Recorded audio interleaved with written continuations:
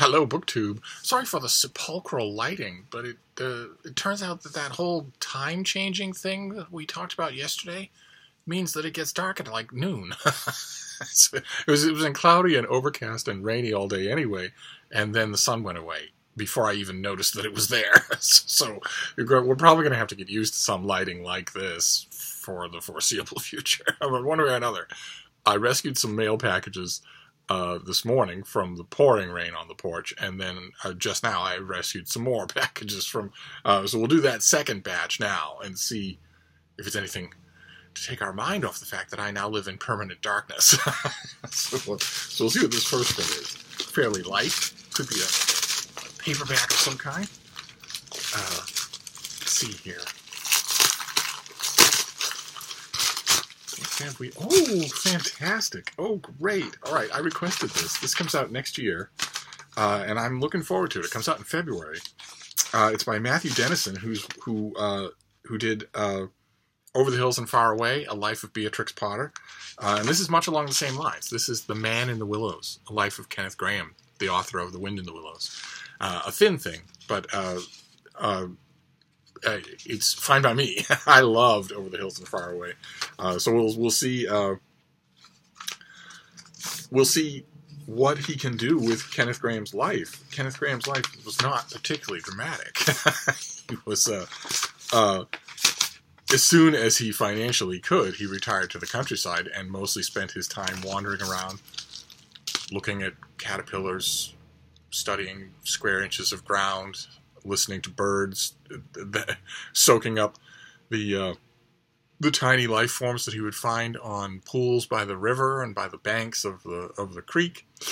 So basically, it's a 200-page biography of Caleb. So I'm not sure how dramatic that will be. We'll wait and see. So let's see. Here, what's this next one? All the rest is cardboard. Let's see. Now, what are you doing? She's on the bed with me here instead of down on the floor. What's going on, baby? You want to see your fans? Oh, there they are. So, you want some cardboard? Oh, you do. Oh. She has lots and lots of stern opinions all day long, but when it quiets down for any length of time, even 15 minutes, I suddenly find her just sort of nudging against me and relaxing. It gives me a hint of what her adulthood will be like, and I like what I see. So anyway, let's see what we have here. Okay, all right, this is a finished copy of a November release. Not anything I requested. Lovely thing. It's a Little Dancer, aged 14. The True Story Behind Degas' Masterpiece by Camille Laurence. Little Dancer, age 14. Wow. And good Lord, this is translated by Willard Wood, and it is the pub sheet is just covered in praise. Apparently, this was well liked by all the critics who got to it before I did. Her name was Marie Van Gotham, but most know her only as Little Dancer, age 14, the model for Edgar Degas' iconic sculpture. I did not know it was a real person. Did not know her identity was known. While her fans include Marilyn Monroe and Misty Copeland, and her pose can be seen in art museums across the globe, the details of her difficult life in 19th century Paris have almost completely disappeared into the depths of history. And this author resurrects them, resurrects those details. So who is Camille Laurence when she's at home? She's an award-winning French novelist and essayist. And let's see here, her 2000 novel, I guess, was published in America as In His Arms in 2014. And Who You Think I Am was published by Other Press, the same people that did this, in 2017. And is the basis for a forthcoming film starring Juliette Binoche, and she lives in Paris. So this is just a tiny little thing. This is apparently her investigation into the real person behind the famous Degas statue. Okay, all right, so this comes out any day. Interesting. I almost don't expect to see November books in these mail hauls anymore, or December books even. I keep expecting that we will soon be encountering whole mail hauls that are all next year. But not yet. So, all right, this was a little damp. Here's hoping that the book itself is unscathed. Let's see here. Oh my. Okay. Okay. All right. This is coming out next week. We've already seen this on this channel. I guess this is going to be a finished copy. I didn't know this was coming out as a finished paperback, but it is. So it'll come out in mid-November, and it will cost just the price of a paperback. We've already seen the book, though. It's The Cow with Ear Tag 1389 by Catherine Gillespie, which I read, and it just gutted me. But it's on one very basic level, it's kind of a happy story, because the particular cow in question doesn't end up as, I don't know, a half-eaten Big Mac that a 13-year-old buys for $2, takes one bite of it, gets bored, wants to go play with his friends, throws the rest of it on the ground, and that's what you lived and died for. This particular cow ends up in an animal sanctuary, so you have a tiny bit to cling to, but there's not much to cling to in this book. It's beautifully done, though. Just beautifully done. Okay, so this is going to be just a finished paperback, I guess.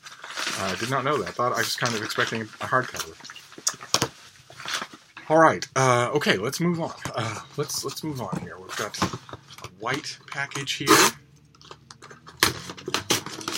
You want this, baby? TP? Huh? Oh, bearing down on it. All right. What we got here? Oh, great. Fantastic. Okay, this is also a November release. This is a November finished copy of John McPhee's The Patch.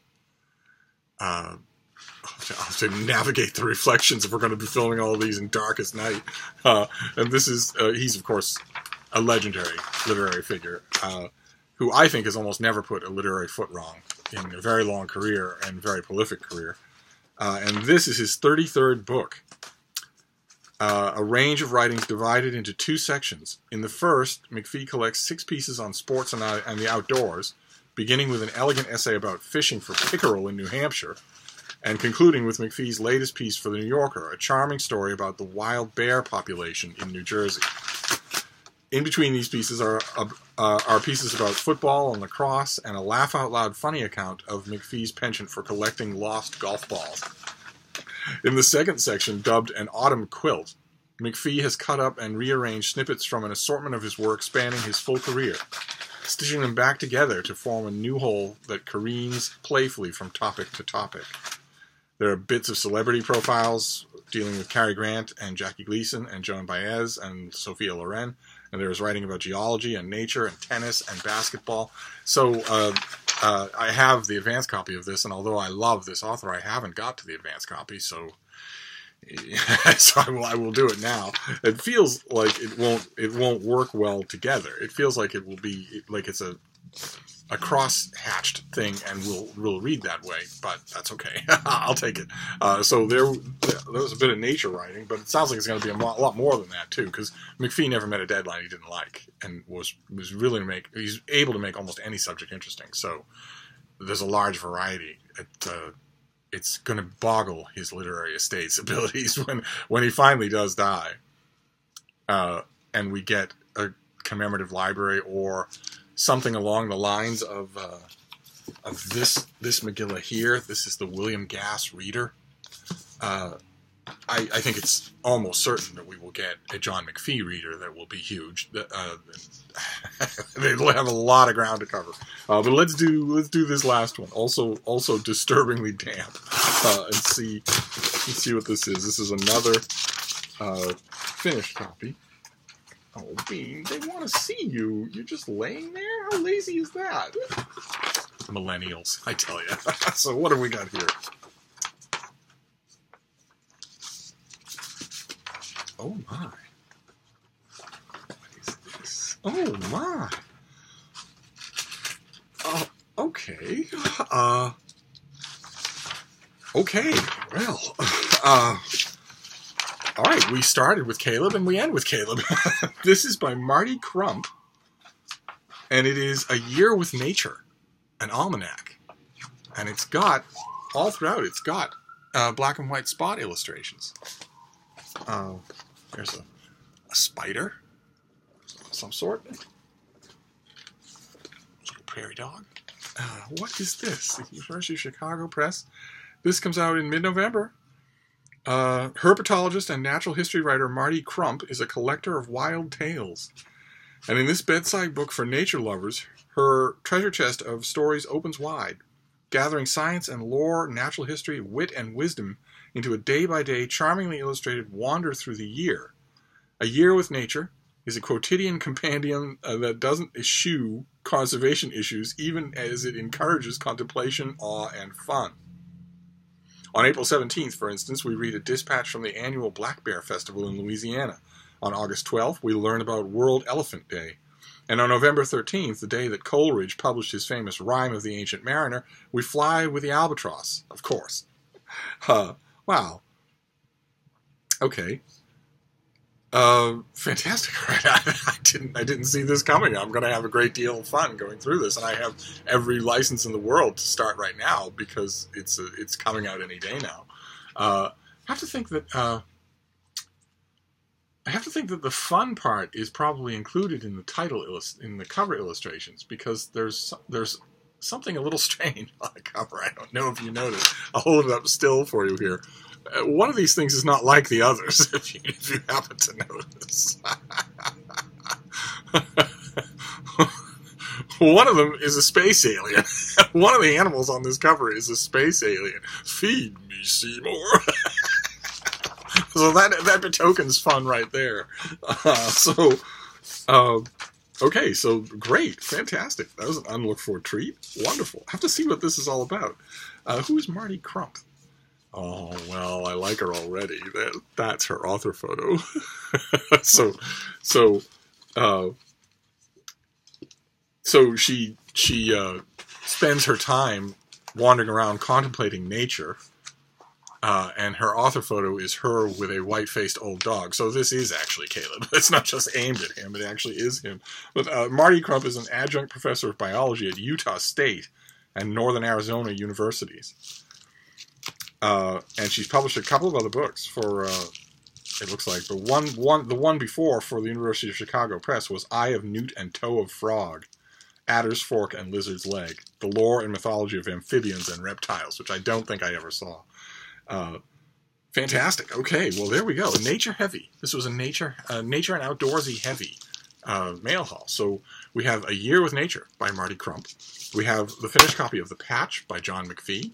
We have The Cow with ear tag 1389, which I do recommend for those of you who are interested in the subject matter, but it's a tentative and a very situational recommend because it's going to ruin your day. So it's brilliantly done and it's very important, but, you know, take accordingly.